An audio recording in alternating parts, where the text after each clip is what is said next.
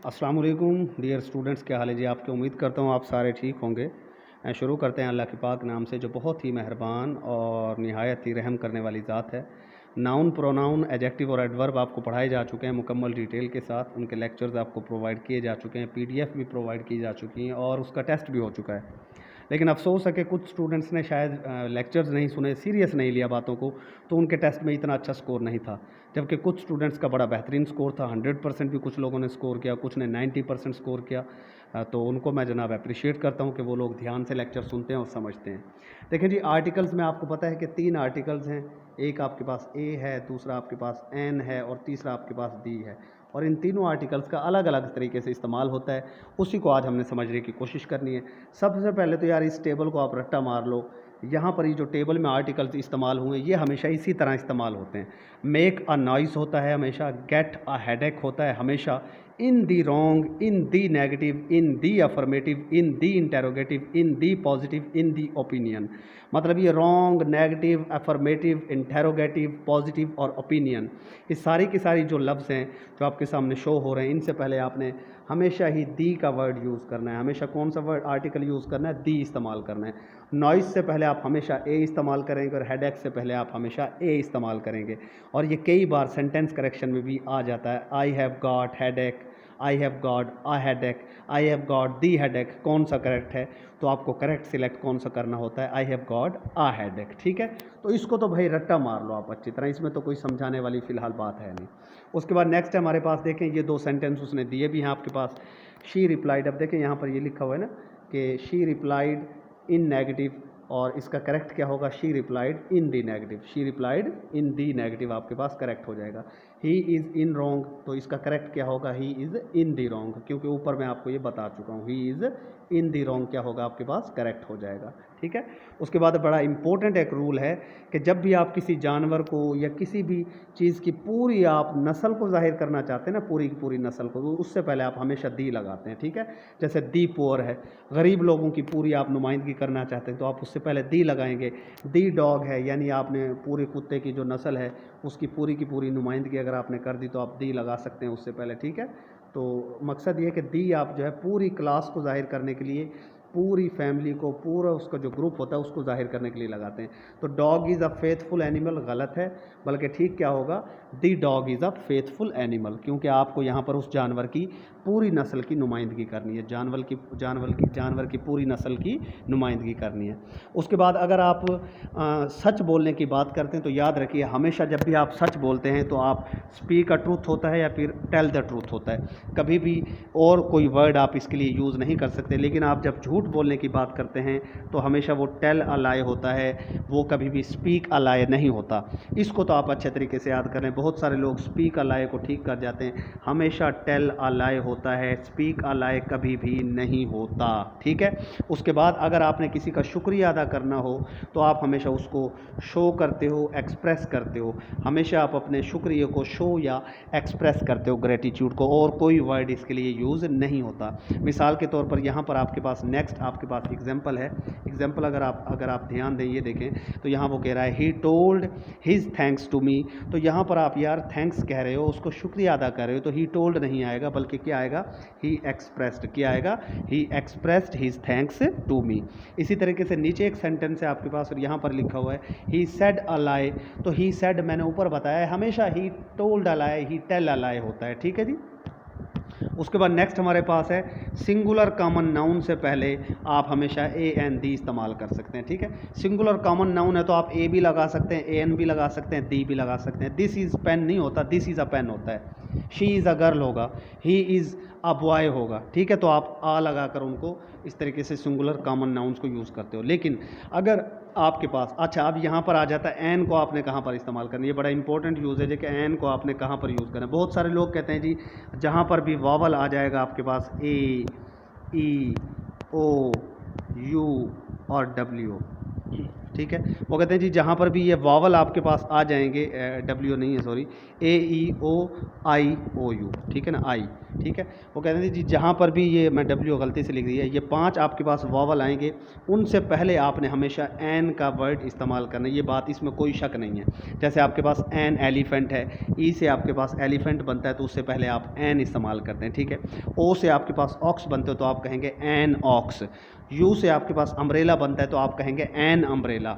ए से आपके पास एप्पल बनता है तो आप कहेंगे एन एप्पल, एन एप्पल, ठीक है। तो इस तरीके से आपके पास जो भी वावल से वर्ड यूज़ होगा उससे पहले आपने हमेशा एन इस्तेमाल करना है। लेकिन कुछ वर्ड ऐसे भी हैं जो वावल से नहीं बनते, लेकिन उनसे पहले आप एन का इस्तेमाल करते हैं।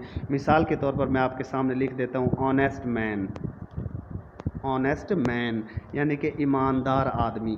अब इसमें तो जो पहला वर्ड है अगर आप उस पर गौर करें वो तो एच है, वो तो ए ई आई ओ यू, कोई वावल नहीं है, लेकिन इससे पहले भी आपको एन ही लगाना है। उसकी वजह क्या है, इसको जब आप इंग्लिश में पढ़ते हैं तो आप कहते हैं ऑनेस्ट मैन। तो याद रखिए जब भी आपके पास वावल की आवाज़ भी आ जाए ना, अलिफ है या एन है आपके पास, या अलिफ मद आ है, तो इनकी आवाज़ भी आ जाए तब भी आप एन ही इस्तेमाल करते हैं। तो लुब्बे लुबाब क्या बना, वावल आ जाए या वॉवल की आवाज़ आ जाए, आप उन दोनों के लिए एन यूज़ करते हैं, ठीक है। An honest. इसी तरीके से अगर मैं आपके सामने कह दूं कि एक शख्स है, वो एक शख्स है, उसके पास एमए की डिग्री है, तो एम में भी देखें जो वर्ड है ये ए कोई वॉवल नहीं है, लेकिन एम ए अलिफ से बन रहा है। एम ए जब आप इसको उर्दू में पढ़ते हैं एम ए, तो आप यहाँ पर कहोगे he is an M A, he is an M A. तो मुझे उम्मीद है कि आपको समझ आ गया होगा कि ए आपको कहाँ पर यूज़ करना है, ए आपको कहाँ पर एन आपको कहाँ पर यूज़ करना है। एन आपको यूज़ करना है वॉवल्स से पहले और वॉवल्स की आवाज़ों से पहले, और वॉवल्स की आवाज़ों से पहले। और वो आवाज़ें कौन सी हैं जी, वो आवाज़ें कौन सी हैं, अलिफ और एन की आवाज़ें। तो उम्मीद है ये आपको समझ आ गया होगा। उसके बाद हमारे पास ये एक्सरसाइज है जी, ये एक्सरसाइज मैं असाइन कर रहा हूँ। डिस्कशन फोरम पर मैं बताऊँगा कि किन रोल नंबर्स ने ये एक्सरसाइज सॉल्व करके वहाँ पर देनी, और अगर वो सॉल्व करके नहीं देंगे तो उन्हें सेशन से रिमूव किया जा सकता है। उसके बाद जनाब ए और एन इसम से पहले और अनकाउंटेबल इसम से पहले नहीं लगते। कोई भी ऐसी चीज़ जो अनकाउंटेबल हो, जिसको आप काउंट नहीं कर सकते, आप उससे पहले कभी भी ए और एन इस्तेमाल नहीं करते, ठीक है। अब यहाँ पर आप एग्जांपल देखें, देयर आर आ बॉयज़, तो यार बॉयज़ तो वैसे ही प्लूरल है, उसके साथ ए आ ही नहीं सकता, देयर आर बॉयज़। फिर उसके बाद है दिस इज़ आ मिल्क, तो मिल्क को क्या आप गिन सकते हैं, तो मिल्क तो भाई अनकाउंटेबल है, आप इसको कभी भी गिन नहीं सकते, लिहाजा इसके साथ ए नहीं लगता। सही क्या होगा, दिस इज़ मिल्क। कोई भी ऐसी चीज़ जिसे आप गिन नहीं सकते उसके साथ आप ए या एन नहीं लगा सकते, सिंपल बात है, ठीक है। उसके बाद नेक्स्ट है जी, इसमें मुजर्रद से पहले कोई आर्टिकल यूज़ नहीं होता। इसमें मुजर्रद क्या है, जिसे आप इंग्लिश में एब्स्ट्रैक्ट नाउन कहते हैं। अब आप कहेंगे कि सर ये एब्स्ट्रैक्ट नाउन क्या है, तो अच्छा इसका देखते हैं कोई कलर अगर कोई और है तो।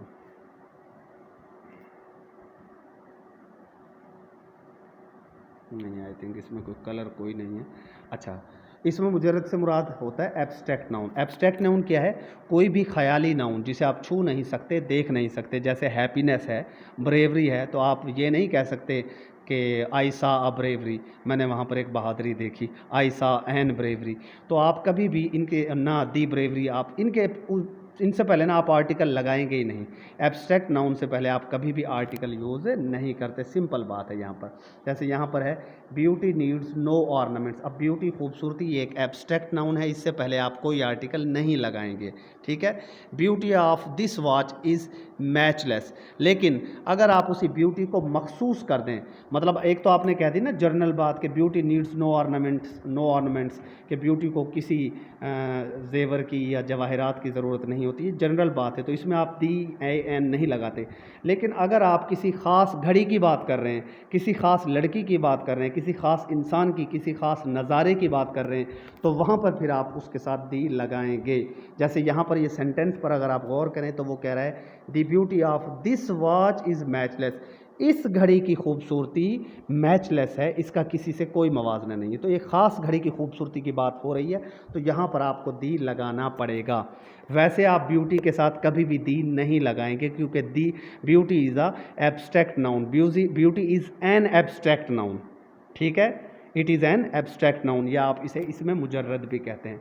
इसी तरीके से अगर आप मटेरियल नाउन्स की बात करें तो मटेरियल नाउन से पहले भी आर्टिकल का इस्तेमाल नहीं किया जाता। मटेरियल नाउन जिस तरह एब्स्ट्रैक्ट नाउन है उसी तरीके से ट्रीट किए जाते हैं, इनसे पहले भी आप कभी भी आर्टिकल नहीं लगाते। लेकिन अगर आप इनको भी किसी ख़ास सेंस में इस्तेमाल कर रहे हो तो आप इनके साथ आर्टिकल लगा सकते हैं। जैसे मैं कह देता हूँ कि यार सोना बड़ी कीमती धात है, मैं एक जनरल बात कर रहा हूँ, सोना बड़ी कीमती धात है, तो आप कहेंगे gold is a precious metal, ठीक है, दी नहीं लगाएंगे इसके साथ क्योंकि आप एक जर्नल बात कर रहे हैं, gold is a precious metal. लेकिन अगर आप कह देते हैं कि इस आपके पास कोई अंगूठी और आप कहते हैं मेरी इस अंगूठी का जो सोना है वो बड़ा प्योर है, तो आप एक ख़ास अंगूठी के सोने की बात कर रहे हो, वहाँ पर आपको दी लगाना पड़ेगा। The gold of this ring is pure, ठीक है, यहाँ पर आप बगैर दी के उसको इस्तेमाल नहीं कर सकते। तो सिंपल बात कि मटेरियल नाउन, गोल्ड एक मटेरियल नाउन है, नाउन्स मैं आपको पढ़ा चुका हूँ पहले, तो गोल्ड से पहले आप दी नहीं लगाएंगे।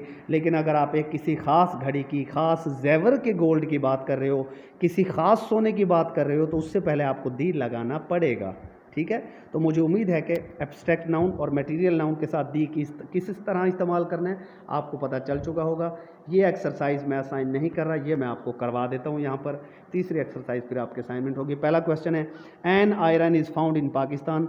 तो आयरन जो है ये मटेरियल नाउन है, ये एक धात है, तो इसके साथ चूँकि पाकिस्तान में जनाब लोहा पाकिस्तान में पाया जाता है, एक जर्नल सी बात है, तो इससे पहले कोई ए एन या दी नहीं आएगा, सिंपल होगा iron is found in Pakistan. अब ब्यूटी नीड्स नो ऑर्नामेंट्स, तो ये तो ऊपर भी आए, इसके साथ ए नहीं आएगा, ब्यूटी नीड्स नो ऑर्नामेंट्स। उसके बाद है the gold is a precious metal, तो ये एक तो जर्नल बात है कि जो सोना है वो एक बड़ी कीमती धात है, लिहाजा इससे पहले आप दी नहीं लगा सकते। हाँ, किसी खास सोने की बात होती तब दी लगाते। जैसे नेक्स्ट आपके पास आ गया है gold of this ring is not pure, इस रिंग का गोल्ड प्योर नहीं है, तो लिहाजा यहाँ पर आपको दी लगाना पड़ेगा क्योंकि आप एक ख़ास रिंग के गोल्ड की बात कर रहे हैं, ठीक है जी, ठीक है। तो उम्मीद है यहाँ तक ही आपको समझ आ गया होगा। उसके बाद नेक्स्ट है आपके पास iron of this axe is not rusty.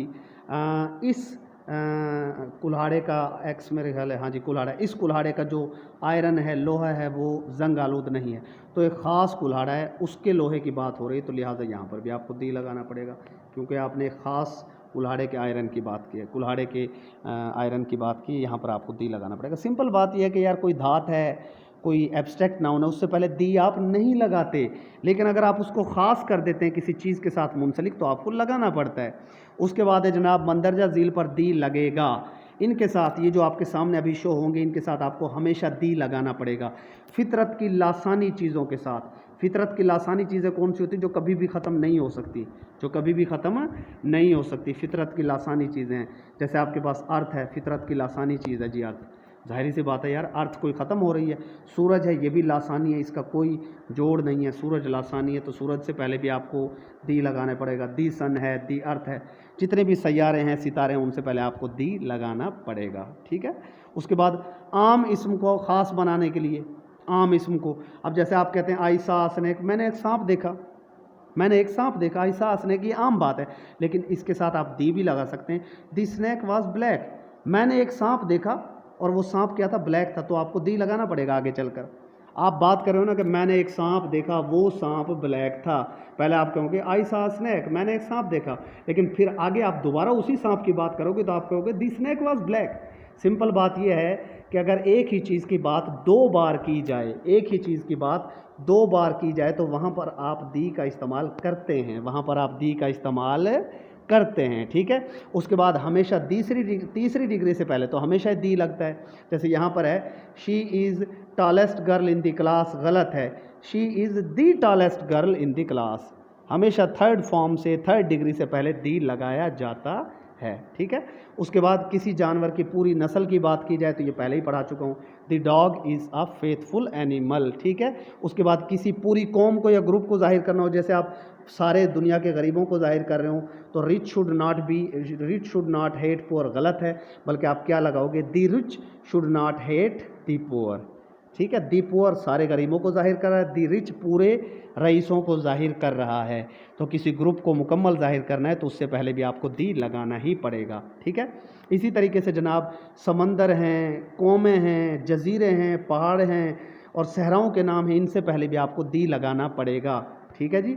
जैसे आपके पास दी मुस्लिम्स, ये मुसलमानों की कौम है, तो इससे पहले आपको दी लगाने पड़ेगा।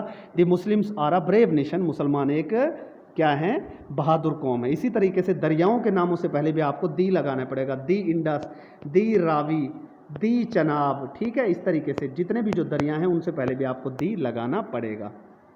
उसके बाद अगर आप सिमत को जाहिर करना चाहते हैं, ठीक है, the sun rises in the east, in the west, in the south, in the east west, मतलब ईस्ट वेस्ट, ये जो सिमतें हैं इनसे पहले भी आपको दी लगाना पड़ता है। उसके बाद मौसीकी के आलात हैं, अखबारात हैं, मुक़द्दस किताबें हैं, रसाइल, मैगज़ीन, जैसे होली कुरान एक बड़ी अहम किताब है, तो दी होली कुरान होगा, दी बाइबल होगा, दी आपके पास दी गुरु ग्रंथ जो सिखों की किताब है, ठीक है, दी इंजील होगा, दी ज़बूर होगा आपके पास, किताब एक अहम किताब है। ठीक है, इसी तरीके से कोई मैगज़ीन है आपके पास और कोई रिसाला है, दी न्यूयॉर्क टाइम्स होगा, दी इकोनॉमिक टाइम्स होगा, दी हिंदुस्तान टाइम्स होगा। इस तरीके से उसके साथ भी आपको दी लगाना पड़ेगा। उसके बाद याद रखिए, अगर आपके पास उर्दू में तर्जमा करते हो जितना उतना का मफहूम आए तो तब भी आपको दी लगाना है। The more we get, the more we want, जितना हम हासिल करते हैं उतना ही हम मज़ीद चाहते हैं।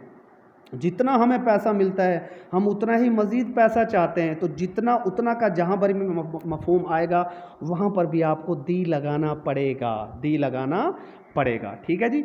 उसके बाद जिस भी सेंटेंस में ऑफ आ जाए उस डिग्री से पहले भी दी लगाया जाता है। जैसे he is the taller of the to, he is the taller of the to, आप ये नहीं कहेंगे he is taller of the to. भाई ऑफ के पीछे हमेशा ही दी आता है, इसको बस रट्टा मार लो। ऑफ से पहले जो भी डिग्री लग रही हो एडजेक्टिव की, उससे पहले आपको दी लगाना ही लगाना है, चाहे वो एडजेक्टिव की दूसरी डिग्री हो, चाहे वो एडजेक्टिव की तीसरी डिग्री हो। यहाँ पर टॉलेस्ट होता तब भी दी आता, टॉलर है तब भी दी है, क्योंकि आगे ऑफ आया हुआ है।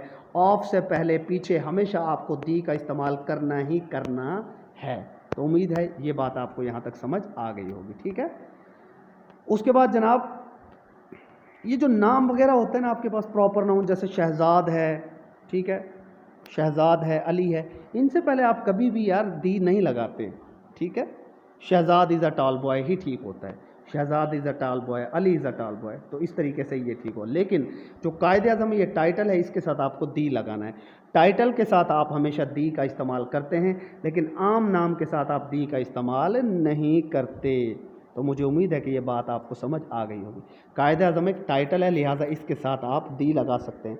कायदे मिल्लत, आप अगर कहें कि दी कायदे मिल्लत तो वो ठीक होगा, कायदे मिल्लत नहीं, दी कायदे मिल्लत, दी कायदे आज़म। ठीक है। दी लीडर, अगर किसी का टाइटल लीडर है, दी लीडर, दी फ्यूरर, हिटलर का टाइटल था फ्यूरर, तो दी फ्यूरर कहेंगे आप उसको। ठीक है। तो इस तरीके से जो भी टाइटल आएगा उससे पहले आप दी लगाएंगे। ठीक है जी। उसके बाद दी और दीज लव्स, बोथ और आल के बाद लगेंगे, इनसे पहले नहीं। ऑल दी बॉयज़ होता है, दी आल बॉयज़ कभी भी नहीं होता। तो ये तो बड़ी कॉमन सी बात है कि दी आल नहीं होता, आल दी होता है। All the boys, all the girls, all the books, all the players etcetera. तो दी हमेशा बाद में आता है, ऑल के, बोथ के, कभी भी ये नहीं होता कि दी both boys, both the boys होता है हमेशा। तो याद रखिएगा, ऑल हो और बोथ हो, दी हमेशा इनके बाद में आएगा, दी हमेशा इनके बाद में आएगा। अच्छा भाई, अब दी किन के साथ नहीं लगेगा, इनको रट्टा मार लो। यहाँ पर बड़े लोग कंफ्यूज होते हैं। भाई खेल है, कोई ज़बान है, खाना है, या कोई बीमारी का नाम है, उससे पहले आप दी नहीं लगा सकते। मलेरिया एक बीमारी है, इससे पहले आपको दी नहीं लगाना। अब यहाँ पर ज़बान का लफ्ज़ इस्तेमाल हुआ है। अगर इंग्लिश की बात हो रही है तो आप कभी भी दी इंग्लिश नहीं कहेंगे, इंग्लिश लैंग्वेज, दी इंग्लिश लैंग्वेज कभी नहीं कहेंगे। हाँ, अगर इंग्लिश कौम की बात हो रही हो तो आप दी इंग्लिश लगाते हैं। ये भी एक बड़ी, कहते हैं ना, वो स्टूडेंट फंस जाते हैं कि सर कहीं पर दी लगा होता है इंग्लिश के साथ, कहीं पर दी नहीं लगा होता है इंग्लिश के साथ, कहीं मुस्लिम के साथ दी लगा होता है, कहीं मुस्लिम के साथ दी नहीं लगा होता। तो मेरे बेटे, अगर दी लगा हुआ है मुस्लिम के साथ या इंग्लिश के साथ तो वो उसकी कौम को जाहिर कर रहा है, और अगर दी नहीं लगा हुआ इंग्लिश और मुस्लिम के साथ तो वो उसकी ज़बान को जाहिर कर रहा है। बात समझ गए। अगर आप कहेंगे पंजाबी तो आप कहेंगे सिर्फ पंजाबी, लेकिन अगर आप कौम की बात करेंगे तो आप कहेंगे the Punjabi people are very good.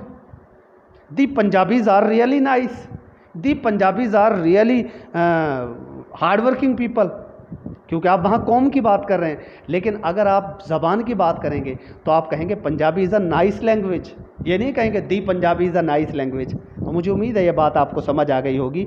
अगर आप लैंग्वेज की बात करते हैं तो दी आप नहीं लगाते, लेकिन अगर आप पूरी कौम की बात करते हैं तो कौम एक बड़ी चीज़ है, उसके साथ आप दी लगाते हैं। ठीक है जी।